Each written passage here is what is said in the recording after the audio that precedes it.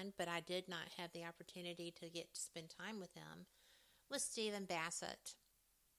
Stephen is a serious researcher. He is the executive director of Paradigm Research Group.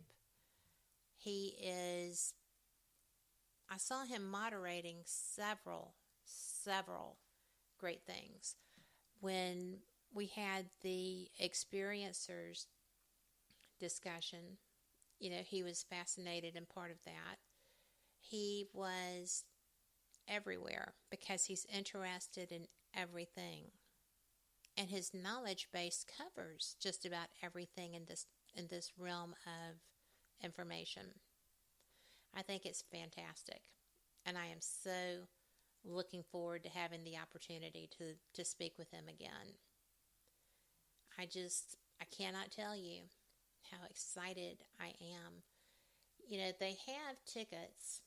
I believe there are still tickets available. I know there are no bronze passes left. There are no silver or gold passes left either. But the day passes for Friday and Sunday are still available. And it's just going to be great. It's going to be at the Pasadena Convention Center in Pasadena, California. And it doesn't matter if you're just starting out, realizing that, you know what, I have questions about this stuff. I'm hearing this, I'm seeing this. When I go to research it, if I'm going to government sites, there's not squat. And, if I'm all excited because Tom DeLonge is doing this To the Stars Academy, and now we have somebody who has retired from the CIA and they're doing all this stuff. Well, if you look at the videos that they released, did you really see anything that made you ponder? Did it really seem that the craft that were featured on those videos couldn't possibly be Air Force? They're right by San Diego, right? And the government wouldn't mislead us. Or would they? Have they for the last several decades? Something to think about. And I'm going to tell you, that's where Mike Barra took your mind when he did his lectures. He's just interesting, right? He is healthily skeptic. He is not somebody who is prone to flying off with tangents of thought. Although he does write with tangents of thought. He comes up with some fantastic ideas for his books. And he is a New York Times best-selling author, and he has a new book. And it's, if I'm not mistaken, and Mike, you can correct me when you see me, I know. But I believe that his newest book is UFOs and JFK. I'm always fascinated by things JFK. So, one of my friends was involved with Lee Harvey Oswald in the time frame around the death of both of those men. So that's something I find interesting. But Mike actually, when he was talking about that, said, none of those videos showed craft doing anything necessarily spectacular other than going fast. When I went back and reviewed them, I had to agree. So, is there something really going on? $2 million isn't much for the government to throw at a program, right? Especially one trying to find all of these UFOs and aliens. I think the science is starting to prove that out. I'm fortunate enough to have had the opportunity to speak with and listen to Mark D'Antonio during the Ozark Mountain UFO conference, and there's so many exoplanets out there, just in our solar system, not even counting going out beyond it, and a lot of them are more habitable for human life, than Earth. Maybe we should really be hoping that John Brandenburg is getting somewhere with that warp drive, right?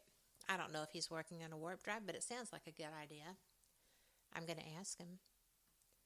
And, somebody that I admire so much, people flip out for this dude, right? He is not an on screen presence for Ancient Aliens. He is not someone that, really steps up in your face. But he talks to you every time that show comes on, and several others. Robert Clotworthy. He is the narrator for Ancient Aliens. And when he asks, does this happen or does that happen? And the next line is, ancient alien theorists say yes. And he does it so well. The man is brilliant at what he does. And he's a jam up nice person too. He is somebody who is just as knowledgeable because you know what? He is exposed to all of this. It fascinates him, I'm sure. He takes the time to look into it and to have a discussion about it. And I'm going to tell you that his fan table is just as covered up as anybody else's. People love him. They love him. He's a great guy. I just think that's kind of cool. But, I am so thankful to the organizers of this event for stepping up and bringing this back. The last one was in 2016 in the fall because I went straight from there down for my Winches trip. And I had actually picked this event over Key West. Can you imagine, right? Anyone who knows me knows that's just bizarre. So it mattered to me. I thought it was something that would matter to my listening audience, and I was right. I was able to speak with people who had vast amounts of knowledge, and wanted to share. I met people who were guests, coming in, paying to see these people who were, their education was in the sciences and the archaeology, the physics, everything. And they just had to be there. And when we get back, I'm going to tell you about some of the others. So I hope you enjoy this.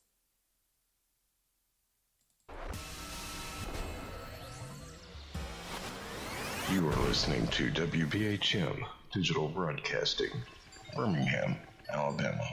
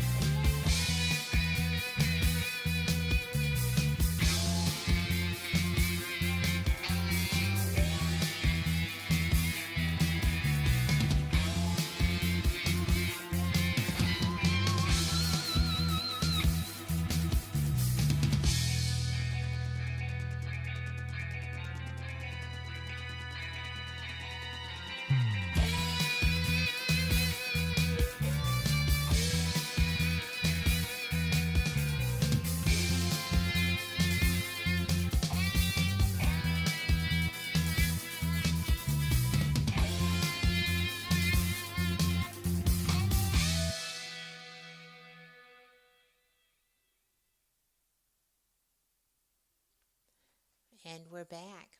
Thank you so much for listening to Paranormal Experienced here on WBHM Digital Broadcasting. We are out of Birmingham, Alabama, and I am absolutely certain that my accent would never give that away. So, I wanted to tell you about someone else. I I was really surprised and interested by this person.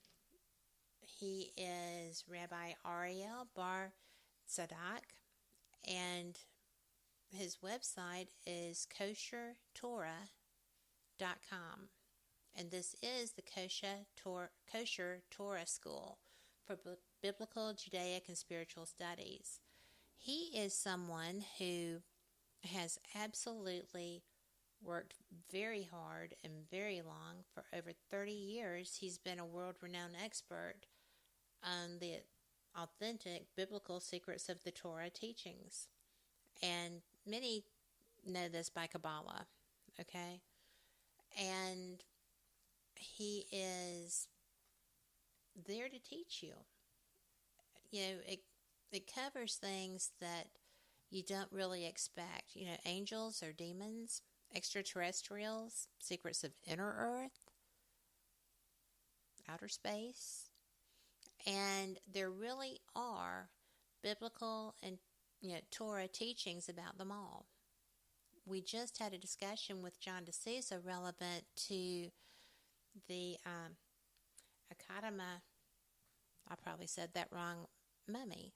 The little guy that they said could never, ever be a fetal human. The joints were weight-bearing. The skull was, the fused, everything. And then when the DNA results came out, oh, well, this is a fetal human. Really?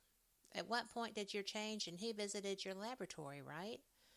So I'm sitting there and I'm listening to a lecture relevant to that, and I hear that the people in this desert where he was found report seeing these living creatures. This mummy was only about 60 years old. Okay, this was not an ancient mummy that was found. So, yes, there are beings, they are earthly, non-human species who live amongst humans. They found evidence. That wasn't the only mummy found. So, kind of a tie and die, somebody's not coming forward. And if you think about it, all of these scientists who are doing this forensic DNA testing have an awful lot to lose. Not only in their peer reviews, when they bring these studies forward, they're going to be mocked and ridiculed. You also have the fact that they are not willing to give up their grants, their tenure, their lives.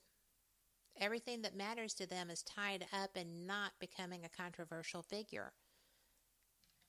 The people that do the research, I think, are really heroes because they come forward to deal with this.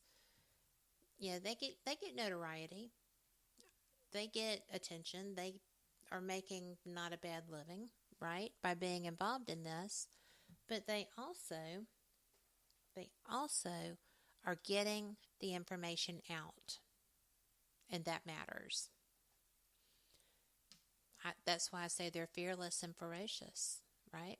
They are dealing with a lot of stuff that is going to be not taken well by a lot of people. And that being said, I would be remiss to not mention Ryan Sprague. Ryan is an investigative journalist. He's an author, screenwriter, and playwright. And he is moderating a panel, and he is lecturing while we are going to be there. And something that I am so pleased about is that he reached out to me. And he was just very, very open, Very nice. A lot of fun.